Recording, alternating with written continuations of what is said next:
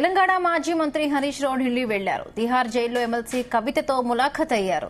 2 రోజుల క్రితం జైలులో అనారోగ్యానికి గురయ్యారు. ఢిల్లీ ఎయిమ్స్ లో ఆమెకు చికిత్స చేశారు. జైలులో కవితను కలిసి హరీష్ రావు ఆరోగ్య పరిస్థితిపై ఆరా తీశారు.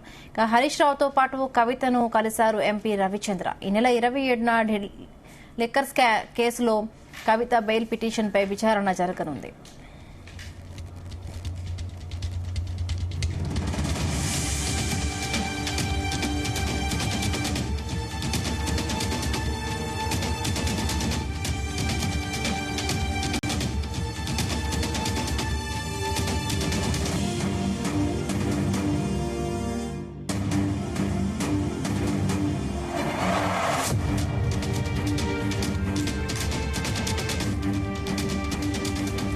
తెలంగాణ మాజీ మంత్రి హరీష్ రావు ఢిల్లీ వెళ్లారు. తిహార్ జైలులో ఎమ్మెల్సీ కవితతో ములాఖత్ అయ్యారు.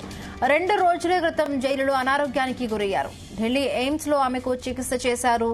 జైలులో కవితను కలిసి హరీష్ రావు ఆరోగ్య పరిస్థితిపై ఆరా తీశారు. హరీష్ రావుతో పాటు కవితను కలిశారు ఎంపీ రవిచంద్ర. ఈ నెల 27న లిక్కర్ కేసులో కవిత బెయిల్ పిటిషన్పై విచారణ జరగనుంది. రైట్గా ఇదే అంశానికి సంబంధించి మరిన్ని పూర్తి అప్డేట్స్ మా బ్యూరో చీఫ్ నరేందర్ అందిస్తారు. నరేందర్. రైట్ బిందు, ఈ మధ్య కాలంలో మనం చూసాం కవితకు ఆరోగ్యం సరిగా ఉండట్లేదు. గతంలో కూడా ఒకసారి అనారోగ్యం బారిన పడిన నేపథ్యంలో హాస్పిటల్కి ఉటావుట్న తరలించినటువంటి సందర్భాన్ని మనం చూసాం. మళ్ళీ నిన్న కూడా ఆమెకు గైనిక్ ప్రాబ్లంతో పాటు అదేవిధంగా వివిధ రకాల హెల్త్ ప్రాబ్లమ్స్ వచ్చిన నేపథ్యంలో ఢిల్లీలోని ఎయిమ్స్ ఆసుపత్రికి వెంటనే తీసుకురావడం జరిగింది. దాదాపు 2-3 గంటల పాటు ఆమెకు వైద్యులు చూపించిన తర్వాత మళ్ళీ తిరిగి పంపించినటువంటి సందర్భాన్ని మనం చూసాం. ఏదైనా కూడా అక్కడ పరిస్థితి బాగాలేకపోవడం, హైజీనిక్ సమస్య ఉండడం, అదేవిధంగా మనం చూస్తున్నాం తిహార్ జైలు చాలా ఓల్డ్ అయిన నేపథ్యంలో అక్కడ వాష్రూమ్స్ మొదలు పెడితే అక్కడ ఉన్నటువంటి గోడలు కానీ లేదంటే రూమ్స్ కూడా కంజెస్టెడ్ గా ఉండడం, లైట్స్ కూడా విపరీతంగా నిద్రపోనీయకుండా స్థాయిలో హెవీ లైట్స్ వేయడం వల్ల ఆమెకు నిద్రభంగం కూడా అవుతున్నటువంటి పరిస్థితి.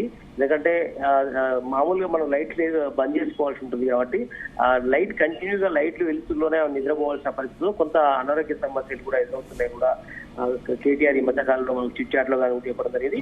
గతంలో కేటీఆర్ కూడా పలు సందర్భాల్లో కలిశారు.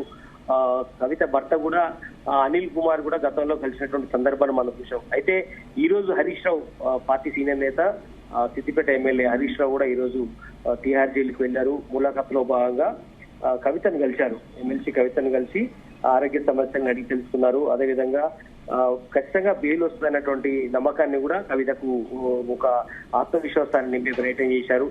అంతేకాకుండా ఢిల్లీలో ఉన్నటువంటి సీనియర్ న్యాయవాదులతో కూడా చర్చించడం జరిగింది.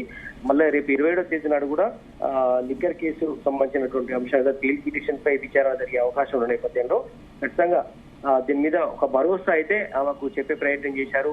ఎక్కడ కూడా మనోధైర్యాన్ని కోల్పోవాల్సిన అవసరం లేదు. ఎందుకంటే ఇది బీఆర్ఎస్ పార్టీ బాస్ ఏదైతే కేసీఆర్ ఉన్నారో ఆయన కక్ష సాధింపులో భాగంగానే నిన్ను జైల్లో ఉంచారనేటువంటి విషయాన్ని మరోసారి కవితకు చెప్పే ప్రయత్నం చేశారు. కనుక ఖచ్చితంగా ఎవరు ఆధైర్యపడాల్సిన ఇంట్లో అందరూ కూడా బాగున్నారనేటువంటి విషయాన్ని చెప్తూనే ఎక్కడ మనోధైర్యాన్ని కోల్పోవద్దు అనే విషయాన్ని అయితే హరీష్ రావు కవితకు చెప్పినట్టుగా కూడా మనకు అందుతున్నటువంటి సమాచారం అయితే ఉంది.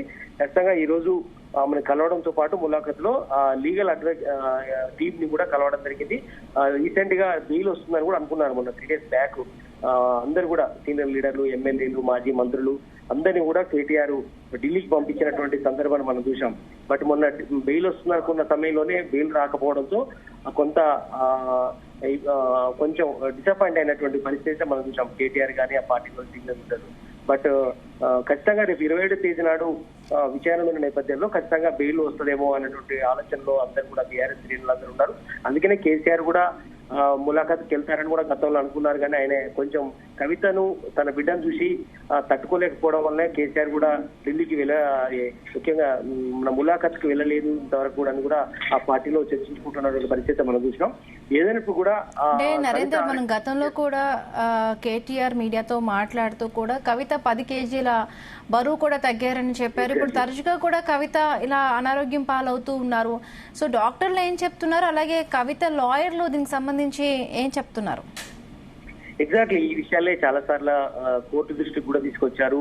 ప్రధానంగా ఆమెకు పిల్లల ఎడ్యుకేషన్ నిమిత్తం బెయిల్ కోసం పలు సందర్భాల్లో అడిగారు. మరో సమస్య ఆరోగ్య సంబంధించినటువంటి సమస్యలు కూడా వెంటాడుతున్నాయి. 11 కేజీల బరువు కూడా తగ్గింది. గైనిక్ సమస్యలతో పాటు వివిధ రకాల స్కిన్ ఎలర్జీ కావచ్చు, లేదంటే వివిధ రకాల అనారోగ్యమైనటువంటి సమస్యలు, బీపీ ఫ్లక్చువేషన్స్ కావచ్చు, ఇవన్నీ కూడా ఏర్పడుతున్న నేపథ్యంలో ఖచ్చితంగా మిడిల్ ఏజ్ కాబట్టి కొంచెం ఆరోగ్య సమస్యలు కూడా మహిళలకు వచ్చే అవకాశం ఉంది కాబట్టి ఖచ్చితంగా ఇవన్నీ దృష్టిలో పెట్టుకొని ముందస్తు బెయిల్ సంబంధించి కూడా ఇవ్వాలని కూడా చెప్పడం జరిగింది. కానీ ఇప్పుడున్నటువంటి పరిస్థితుల్లో కవితకు బెయిల్ ఇస్తే ఖచ్చితంగా దానికి సంబంధించినటువంటి సాక్ష్యాలు కావచ్చు వీటన్నింటినీ తారుమారు చేస్తుంది అనేటువంటి విషయాన్ని అట్టించి కూడా చెప్పుకున్న నేపథ్యంలో కనుక బెయిల్ రాకుండా పోతోంది. కనుక ఈసారి మనం చూస్తున్నాం గడిచిన 5 నెలలుగా ఆమె తిహార్ జైల్లోనే ఉంది. ఒక మహిళగా ఒక పార్టీలో కీలకమైనటువంటి వ్యక్తిగా ఉంది కాబట్టి ఖచ్చితంగా బెయిల్ ఇవ్వాల్సిన అవసరం ఉంది. గతంలో ప్రచారం ఎంపీ ఎలక్షన్స్ లో కూడా ప్రచారం కోసం బెయిల్ ఇవ్వాలని కూడా గతంలో అడిగారు. బట్ అప్పుడు కూడా బెయిల్ రాలేదు. కనుక పలు సందర్భాల్లో అభ్యర్థించుకున్నప్పటికీ కూడా కోర్టు బెయిల్ నిరాకరిస్తున్న నేపథ్యంలో ఖచ్చితంగా రేపు 27 నాడు విచారణలో ఖచ్చితంగా బెయిల్ వచ్చే అవకాశం ఉందని కూడా అందరూ కూడా బీఆర్ఎస్ శ్రేణులు భావిస్తున్నారు. ఏదైనా కూడా అందులో భాగంగానే హరీష్ రావు మరోసారి కవితని కలిసి ములాఖతులో భాగంగా ఆమెకు ఒక ఆత్మవిశ్వాసాన్ని ఎక్కడ ధైర్యం చెడకూడదు అన్నటువంటి విషయమే చెప్పేందుకు వెళ్ళడం, అందులో ఆరోగ్య సమస్యలు కూడా తెలుసుకునేందుకు అవసరమైతే మరొకసారి ఆసుపత్రికి చేర్పించాల్సిన అవసరం ఉందని కూడా కోర్టుకు చెప్పే అవకాశం మీద కూడా వెళ్ళినట్టు కూడా మనకు సమాచారం.